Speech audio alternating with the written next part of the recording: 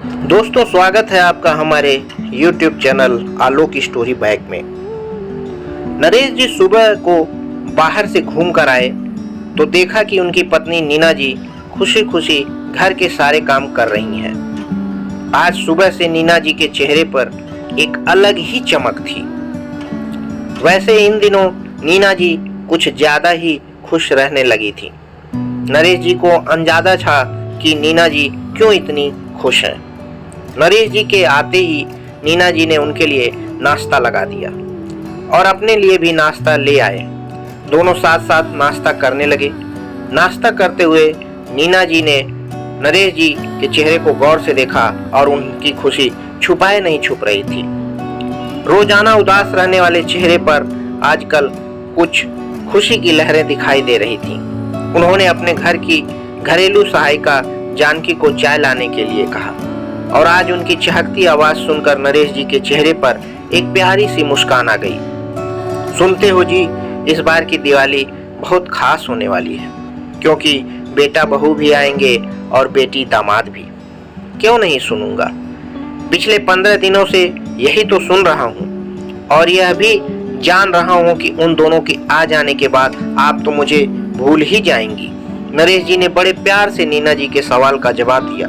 नीना जी ने भी उनकी बात और चुहल को समझते हुए उसी अंदाज में कहा, हाँ हाँ क्यों नहीं। जब वह लोग आ जाएंगे तो हम तो बड़े कीमती हो जाएंगे।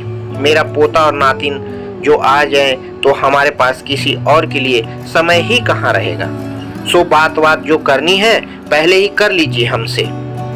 पति पत्नी की इस मीठी नोक झोंक का मजा जानकी बड़े मजे से ले रही थी। वह उन दोनों के लिए चाय बनाकर रखते हुए बोली, सच माँ जी, बच्चों के आने से घर कितना गुलजार हो जाता है। मैं तो कहती हूँ कि इस बार आप लोग भैया भाभी के साथ चले जाना। आखिर वहाँ पर रखा ही क्या है जो आप दोनों लोग अकेले रह रहे हो। वहाँ मुन्ना और गुड्डी के साथ आप दोनों का मन भी लग जाएगा। अब बुढ़ापे में बेटा बहू पोता पोती के साथ ही तो इंसान खुश रहता है। आखिर लोग बेटा पैदा क्यों करते हैं। जानकी के ऐसा कहते ही एकदम से नरेश जी और नैना जी का चेहरा बुझ गया। थोड़ी देर पहले जो दोनों खिलखिलाकर हंस रहे थे उस चेहरे पर एक मायूसी सी छा गई। फिर से जानकी ने आज उनकी दुखती रग पर हाथ रख दिया था। चाहे वह अपने बेटा बहू और पोता पोती पर कितना भी प्यार लुटाएं, लेकिन उनकी दुनिया में दोनों फिट नहीं होते थे। यह बात उनके बेटा बहू और उन्हें कई बार एहसास करा चुके थे। नरेश जी के सेवानिवृत्ति को लगभग 7 साल हो चुके थे और दोनों पति पत्नी भिवाड़ी में अकेले रह रहे थे। उनका इकलौता बेटा कबीर अपनी पत्नी रोमा और बच्चों के साथ बंगलुरु में नौकरी करता था और साल में एक बार दिवाली पर ही घर आता था। उनकी बेटी काव्या रोपड़ में ब्याही गई थी और जब तब आकर उनसे मिल लेती थी। अब तक नरेश जी और नीना जी एक बार ही बेटे के पास गए थे। वहाँ उन्हें बहू का व्यवहार उतना अच्छा नहीं मिला और साथ ही उन्हें समझ नहीं आता था कि वहाँ रहकर करना क्या है, क्योंकि बेटा और बहू दोनों काम पर निकल जाते थे और बच्चे को क्रेंच में छोड़कर चले जाते थे। अब तो दोनों बच्चे स्कूल भी जाने लगे थे। सो अगर दोनों वहाँ जाते तो और भी बोर हो जाते। घर में बहू ने फुल टाइम मेड लगा रखी थी। उसने सारा काम संभाल रखा था। बेटा बहू ने सारी व्यवस्था ऐसी कर रखी थी कि बाहर वाले किसी की जरूरत ही नहीं थी। इसीलिए नरेश जी नीना जी को ऐसा लगता था कि वह बाहर से आए हैं, मेहमान हैं और उनके लायक तो उस घर में कोई काम है ही नहीं और ना ही कोई जगह। इसीलिए वह दोनों वहां जाने से कतराते थे। हाँ, साल में एक बार जब अपने बेटा बहू और पोता पोती को अपनी आंखों से देख लेते थे तो उनकी आंखें जुड़ा जाती थी। यही वह सुख था और उन्हीं कुछ दिनों के लिए वह पूरे साल इंतजार करते थे। सबके आने से घर गुलजार हो जाता था और सबके चेहरे की खुशी से चमक जाते थे। यही खुशी उन दोनों के लिए काफी थी कि साल में कम से कम एक बार पूरा घर और दिल दोनों रोशन हो जाते थे। अक्सर नरेश जी और नीना जी सोचते थे कि अभी तो उम्र है, हाथ पैर चलते हैं, जब ज्यादा उम्र हो जाएगी और उन्हें किसी सहारे की जरूरत होगी तब क्या करेंगे। बेटा और बहू उनका साथ देंगे? क्या उनके बुढ़ापे का सहारा बनेंगे? बढ़ती उम्र का डर उन्हें बहुत डराता था और वर्तमान स्थिति ऐसी थी कि बेटा और बहू उन्हें कई बार दिखा दिए थे कि वह दोनों बहुत व्यस्त हैं, इसलिए बार बार आ नहीं सकते और उनके घर में उनके लिए जगह तो है पर दिल में जगह नहीं। क्या सोचने लगी माँ जी? जानकी की आवाज से नीना की तंद्रा टूटी। वे अपने ख्यालों से बाहर आई और अपनी उदासी दूर करते हुए जानकी से कहा कि अच्छा चलो, बहुत हो गई बातें, अब जल्दी जल्दी घर का काम करते हैं। काफी देर हो गई है, 2 दिन बच्चे हैं बच्चों के आने में और अभी इतना काम है। मुझे काजू कतली भी बनानी है और थोड़ी सी मीठी नमकीन और मठरी भी बना कर रखनी है, बच्चों को बहुत पसंद है। यह कहकर नीना जी और जानकी नाश्ते के बर्तन उठाकर किचन में चली गई। नरेश जी भी अपनी सोचों से बाहर आ गए थे। वह नाश्ता करके अखबार पढ़ने बैठ गए। नीना जी और जानकी किचन में आकर अपना काम निपटाने में लग गईं। शाम तक नीना जी ने जानकी को अपने साथ लगाकर काफी कुछ बनाकर रख लिया था। घर की साफ सफाई तो नीना जी ने पहले ही करवा ली थी, अब बस थोड़ा सा मार्केट से फल फ्रूट लाकर रखने थे। वह भी नरेश जी ने बच्चों के आने से पहले सब लाकर रख दिए। नीना जी और नरेश जी का इंतजार खत्म हुआ। बेटा बहू, बेटी दामाद बच्चे घर आ गए थे। दोनों पति पत्नी अपने बच्चों के आने से बहुत खुश थे। अब की दिवाली में जब बेटा बहू आए, उस वक्त जानकी ने उनकी बहुत सेवा की और जानकी का छोटा बेटा और बेटी भी दौड़ दौड़ कर सब काम करते थे। जानकी के पति का देहांत हो चुका था और वह दूसरों के घर काम करके दोनों बच्चों का पालन पोषण करती थी। दिवाली की सुबह जानकी ने जब कुछ ज्यादा पैसे मांगे तब बहू ने कस के झिड़क दिया और नीना जी से कहा, मम्मी जी, इन लोगों को सिर पर मत चढ़ाइए, इनकी आदत है ज्यादा पैसे ले लेंगे और काम पर नहीं आएंगे। जरूर इसे कहीं और काम मिल गया होगा, इसीलिए ज्यादा पैसे लेकर भागना चाहती है। बहू की बात सुनकर नीना जी कुछ कहती उसके पहले ही जानकी रोने लगी और रोते रोते कहने लगी, नहीं नहीं मालकिन, ऐसा बिल्कुल नहीं है। मेरे खोली वाले भाड़ा बढ़ाकर खोली से निकालने को कह रहे हैं और हमें बड़ी मुश्किल हो रही है। कोई अच्छा घर नहीं मिल रहा है। मेरी बेटी मुनिया 13 साल की होने वाली है। आसपास के लोग अच्छे नहीं हैं और सार्वजनिक शौचालय होने की वजह से उसे जब भी रात बिरात के लिए शौच के लिए जाना पड़ता है तब एक डर मन में बना रहता है। इसीलिए मैं कोई अच्छी खोली देख रही हूँ, पर उसका भाड़ा ज्यादा है। अगर मिल जाता तो अच्छा था, इसीलिए मैंने आपसे ज्यादा पैसे मांगे थे।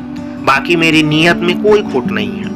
एक पल तो नीना जी को लगा कि वह कितनी अमानवीय हो गई थी कि अपने ही घर में काम करने वाली जानकी के प्रति उनके मन में ना तो सहानुभूति थी और ना ही वह उसकी स्थिति समझने की कोशिश कर रही थी।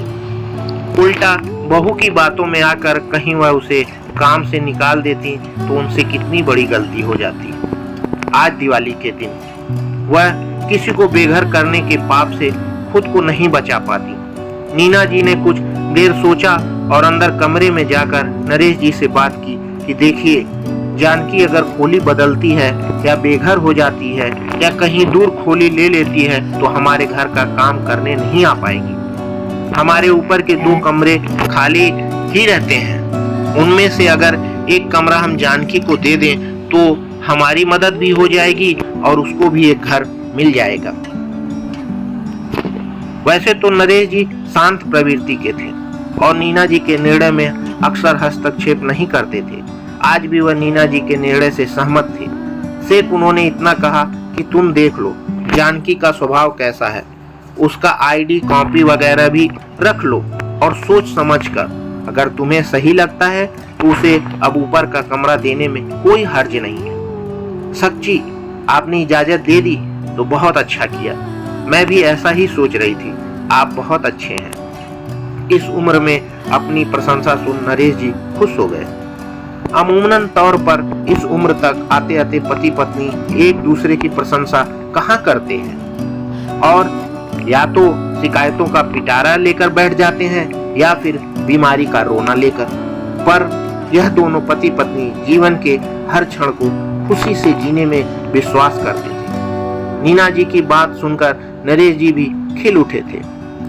पत्नी ने उनकी तारीफ की थी और साथ ही पत्नी एक बेसहारा एक बेघर को घर देने जा रही थी। इसीलिए वह नीना जी के स्वभाव से बहुत प्रभावित हुए और बोले, नीना, मुझे तुम पे गर्व है कि तुम दूसरों के लिए भी इतना सोचती हो। नीना जी भावुक होकर बोली, आप ही से तो सीखा है जी। इतना कहकर नीना जी खुशी खुशी जानकी को यह खबर सुनाने चली गई। जाहिर सी बात है उनके बेटे और बहू को यह बात अच्छी नहीं लगी, क्योंकि उन्हें वैसे भी जानकी पसंद नहीं थी और अपने घर का हिस्सा वे किसी सहायिका को नहीं देना चाहते थे। लेकिन नीना जी के पास अपना तर्क था।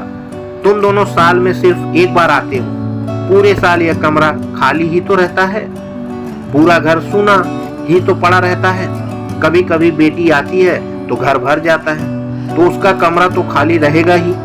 तुम लोग नीचे रहते हो तो ऊपर के कमरे में मैंने किराएदार नहीं लगाए।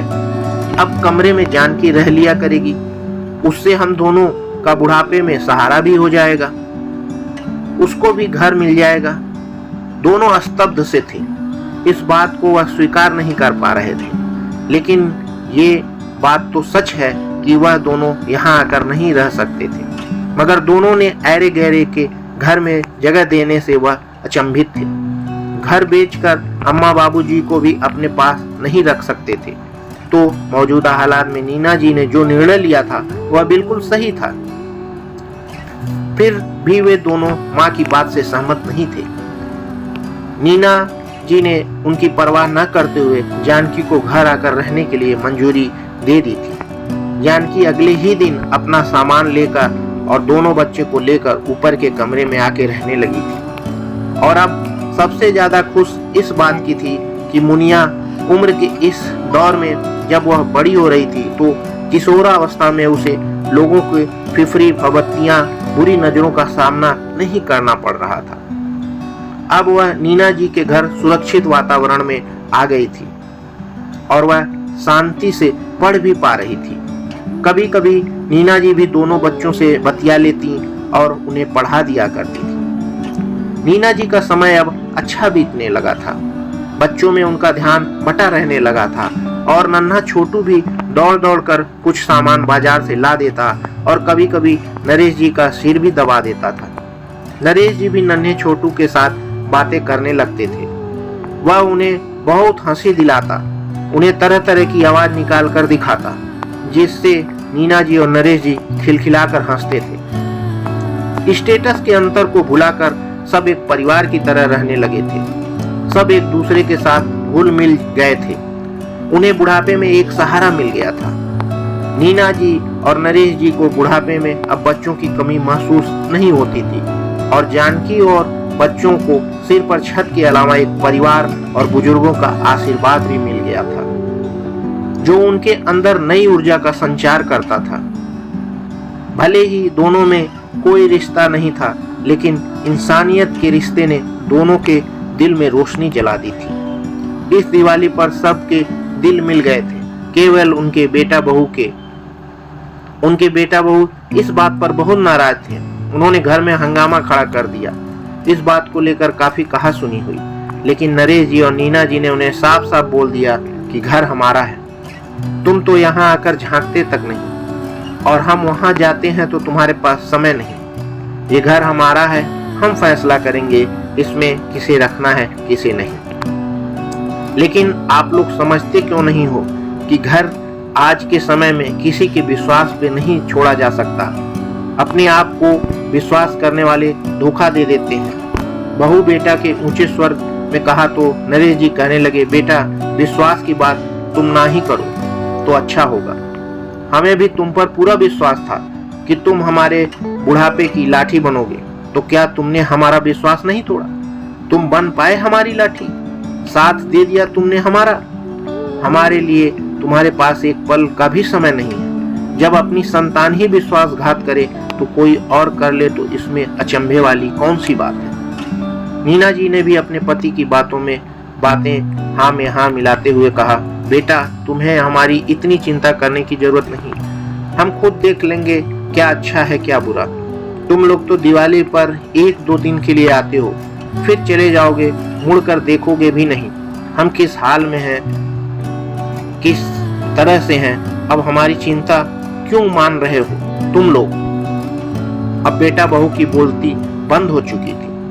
अब वे सिर झुकाए सारी बातें सुन रहे थे, क्योंकि उनकी गलती थी और उनको एहसास हो चुका था कि माँ बाप सही कह रहे हैं, किंतु मुंह से कोई शब्द नहीं फूट रहे थे। फिर कुछ देर सोचने के बाद दोनों बेटा बहू माता पिताजी से माफी मांगने लगे और कहने लगे कि हमारी मजबूरी है माँ पापा जी, हम अपने बच्चों के ब्राइट फ्यूचर के लिए दिन रात मेहनत करते हैं ताकि आगे चलकर ये हमारा और आपका नाम रोशन करें। हमने भी तो तुम्हारे ब्राइट फ्यूचर के लिए मेहनत की। मुकाम पर जिस आज तुम खड़े हो वो हमारी मेहनत का ही फल है, लेकिन हमने कभी अपने माँ बाप को अनदेखा नहीं किया। अपने माँ बाप और बच्चों दोनों के लिए समय निकाला। नरेश जी और नीना जी बोले जा रहे थे। उनकी हर एक बात 100% खरी थी।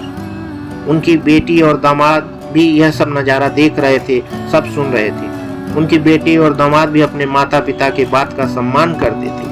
उन्होंने भी उन दोनों को बोला कि माता पिताजी बिल्कुल ठीक कह रहे हैं और जानकी देवी तो समझदार महिला है। जब वह माता पिताजी अकेले रहते हैं तो हर्ज ही क्या है जानकी को रखने का। सबकी बातें सुन वे दोनों चुप हो गए और माता पिता की बात से सहमत होकर अगले दिन चले गए। बेटी दामाद भी अपने घर चले गए। अब फिर से उस घर में अकेले रह गए थे नरेश जी, नीना जी। लेकिन अब उस घर में उनका साथ देने वाला एक परिवार था, जानकी का परिवार। नीना जी उम्र के बुढ़ापे की ओर अग्रसर थीं और इस बुढ़ापे में उन्होंने उन माँ बेटी को बेघर होने से बचा लिया था। किसी बेसहारा को सहारा देकर उन्होंने बहुत पुण्य का काम किया और जैसा उनका बेटा बहू सोचते थे वैसा बिल्कुल नहीं था। जानकी बड़ी वफादार महिला थी। उन्होंने नीना और नरेश जी के उम्र के इस पड़ाव पे बहुत साथ दिया, जितना कि अपनी खुद की बेटा बेटी भी नहीं दे पाए। इससे बड़ी खुशी और क्या हो सकती थी। अब हर दिवाली ऐसी रोशन दिवाली होती थी कि मन भी खुश हो जाता था और घर और मन भी आनंद से भरा हुआ था। धीरे धीरे बेटा बहू भी जानकी के व्यवहार से अच्छे से परिचित हो चुके थे। अब उन्हें भी जानकी के घर में रहने से कोई आपत्ति नहीं थी। दिवाली पर जब भी बेटा बहू घर आते तो जानकी का परिवार उनकी सेवा में हर समय हाजिर रहता था। ये दोनों देखकर बहुत खुश हो जाते थे और खुशी इस बात की भी थी कि उनके माता पिता को बुढ़ापे में अच्छा सहारा मिल चुका था। कुछ अच्छा करने की संतुष्टि थी तो आगे भविष्य के लिए रोशनी भी दिखाई दे रही थी। अब बेटा और बहू और दामाद और बेटी जानकी देवी के परिवार को नीना जी और नरेश जी के साथ खड़ा देखा जाता था। माता पिता के लिए इससे बड़ी खुशी की बात और क्या हो सकती थी। वे एक साथ इतने बड़े परिवार को देख गदगद हो उठते थे और भगवान का लाख लाख शुक्र अदा करते थे और उन सभी सहारा बेसहारा माता पिताओं के लिए दुआ करते थे जो बुढ़ापे में अकेले का दुख झेल रहे हैं।